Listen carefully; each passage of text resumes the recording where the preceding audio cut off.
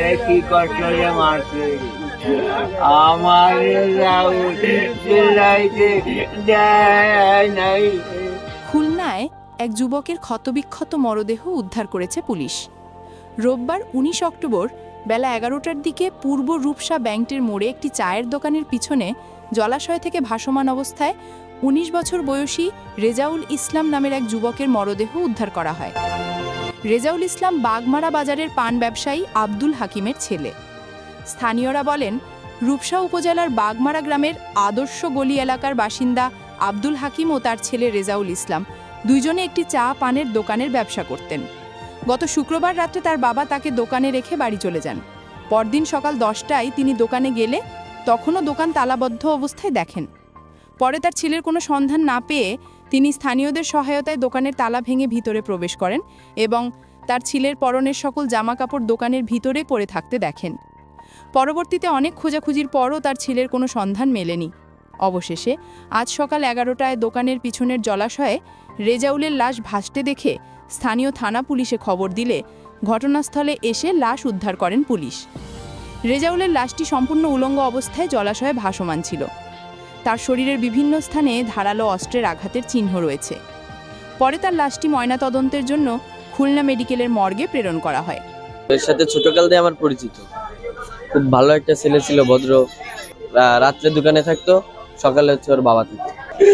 আমার ছেলে দোকানে ধুয়ে গেছি, এই ছেলে রে পেনশন খাওয়াইয়া তারপর মারিয়া ফাইন চালাই দিছে আমার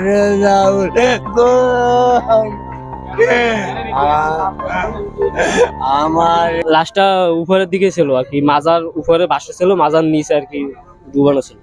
তাই এই সাইডে আছে আপনার ক্ষত দাগ আছে, মনে হচ্ছে কিছু দিয়ে কোপাইছে এরকম। আর পিঠে ওই ভারী কিছু দিয়ে আঘাত করা হয়েছে, বারবার আঘাত করা হয়েছে সব জায়গায়। আমার ভাইয়ের সাথে কারো শত্রুতা ছিল নাকি এটা আমি বলতে পারবো না, কারণ আমি এই দীর্ঘ ১ বছর যাবত আমি ফেনীতে চাকরি করি, কুরিয়ার সার্ভিস, সদাগর কুরিয়ার সার্ভিস চাকরি করি। তা আমি কালকে দুপুরবেলা আমার কাছে আমার বাপ নিউজ পাঠাইছে, ফোন দিয়েছে যে তোর বাইরে তো এরকম পাওয়া যাইতেছে না, তোর বাইরে কোনো জায়গা পাইতেছি না, খোঁজ করিয়া তোর বাইরের জামা কাপড় যেগুলো পরনে ছিল ওইগুলো সব দোকানের পিছনে রয়েছে।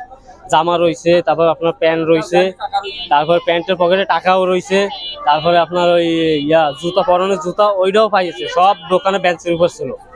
দোকানের সামনে তালা মারা ছিল।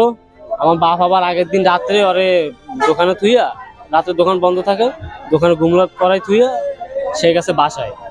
সে আবার অসুস্থ ছিল, এই কারণে সে বাসা চলে গেছে। পরের দিন সকালবেলা আসছে 10টার দিকে আসার পরে দেখে এই অবস্থা, দোকান বন্ধ। কারণ দোকান খোলে ফজর আজানের সময়, ওই দোকান 10টা পর্যন্ত বন্ধ, নিশ্চয় কোনো কারণ আছে। সে দোকান দেখে তালা মারা, যে সময় তালা ভাঙ্গে ভিতরে ঢুকছে, ভিতরে ঢুকে দেখে ভিতরে আমার ভাই নাই। দোকানের পিছনে বেঞ্চ আছে, ওই বেঞ্চের ভিতরে দেখে যে আমার ভাইয়ের জামা রয়েছে, প্যান্ট রয়েছে, তারপরে জুতা রয়েছে। প্যান্টের ভিতরে টাকা ছিল 150 টাকা না 200 টাকা এরকম পরিমাণে টাকা ছিল, 300 টাকার মতন ছিল এই টাকা ছিল। তারপরে মনে করেন পিছনে যে একটা দরজা আছে, বাইরে প্রস্রাব করতে যায় বা ওই কাপ ধোয়া পানি ফেলাইতে যায়, ওই গেটটা আর কি একটা ভাঙ্গা আছে, নিচের দিয়ে একটু ভাঙ্গা, আর ওই গেটটা খোলা, তালা ছিল বেঞ্চের উপরে ফেলানো। পুলিশের প্রাথমিক ধারণা ঘটনাটি রহস্যজনক।